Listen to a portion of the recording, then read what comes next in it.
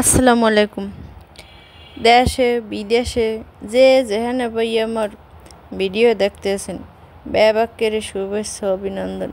আজকে আমাকে একটা রেসিপি বানাই দেখামু।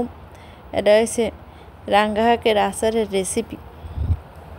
রাঙ্গা শাক তো মেলাই খাইছেন, চিংড়ির মাছ দিয়ে রান দিয়া, মাছের মধ্যে দিয়ে বাগার দিয়ে একদিন আচার বানাই খাই, দেখেন কেমন মজা। তো কড়াই তুমি একটুখানে তেল দিয়ে এর মধ্যে রাঙ্গা শাকটি দিয়ে দিছি।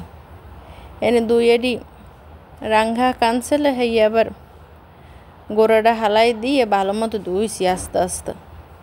ধুয়ে পানিটা একটা জড়াইয়ে হুগই হেলাইছি। হেয়ের পর ছোটো ছোটো হয়ে কাটছি, কাটতে যে তেলে একটু ভাজিয়ে নিব। শাকটা কিন্তু ঢাকবেন না, ঢাকলে হেলে এককালে পানি বেরিয়ে এক করই হেনে পানি টানাইতে টানাইতে করলে আমের কাম শেষ। আমের আগুনও পড়বে আর সময়ও নষ্ট হইবে। ঢাকনা দেওয়ান যাবে না, ঢাকনা উদলে রাখেই লাইট রেসিটি দেবেন, পানি ডাক্কাল হুগয়ে যাবে। তো মোর হাগের পানি হুগয়ে গেছে, এখানে এডের এককালে পাড়ার উপরে থইয়ে ফিসমু। আমের ব্লেন্ডার থাকলে ব্লেন্ডারেও ফেসতে পারেন। আর একটা কামড়তে পারেন, ওই যে ঘুটনি আছে না, হ্যাঁ ঘুটনি দিয়েও ঘুরতে পারেন। হেলেও কালে বাড়তে বাড়তে হয়েছিবে। আমি পাড়ায় বাটতেই নিলাম।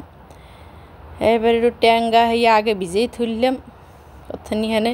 এইটা কালে ভালো মতো কষলাইতে কষলাইতে যেন ট্যাঙ্গার আড়ি উড়ি সব আলাদা হয়ে যায়। আমি চাইলে আড়ি শুদ্ধ নেতে পারেন, তো আমি আড়িটি নিব না, আড়িটি হালাই দিব। তখন আবার এই কড়াইতে আবার দিয়েছি কত ডিক্কানে করু তেল। রান্নারে করু তেলই ব্যবহার করবেন। এবার তেলটা যে গরম হয়ে গেছে, হ্যাঁ দিছি এক মুঠখানে শুকনো মরিচ, আর দিছি 1 কাপ রসুন। এবার 1 চামচখানে কালা হরু দিছি। আর কালা হরু সাদা হরু যে আছে সেই দিতে পারেন। এবার দিছি 1 চামচ জিরা, আর ওই যে ট্যাঙ্গা কষলাই তুললাম সেই ট্যাঙ্গাহানি দিয়ে দিছি। দিয়ে একটুখানে উসলাই নিব। এবার অল্প একটুখানে গুঁড়ো মরিচ আর হলদির গুঁড়ি দিয়ে আবার একটুখানে লাড়াচাড়া দিয়ে নিব। এটা ভালো মতো নাড়াচাড়া দিয়ে যেন মশলাটা আবার তলে লাগিয়ে না পড়ে। আর দিয়ে দিলাম একটুখানি নুন। এর আগে করলো মুই আর হাগে নুন টুন দিইনি। তো এই যে শাকটা বাটতে থুইছি সেইটাই এখন এর মধ্যে একাল ঢালিয়ে দিম। এনে 20 টাকার শাক আনছিলাম, সেইতে এইটুকু হয়েছে। ভাজলে এককালে কমে যায়। তা শাক টুক দিয়ে মুখে ভালো মতো লাড়াচাড়া হচ্ছে। সেই পরে যে 5 ফোড়ন গুঁড়িয়ে তুললাম, হ্যাঁ তো দেখাইনি আমি। সেই 5 ফোড়ন টুক এককালে দিয়ে দিলাম। অর্ধেক দিছি আর অর্ধেক দিম রান্না শেষ। তো ওই যে ট্যাঙ্গা টঙ্গা দিছি, সেইতে এখন আবার 1 চামচ চিনিও দিয়ে দিলাম।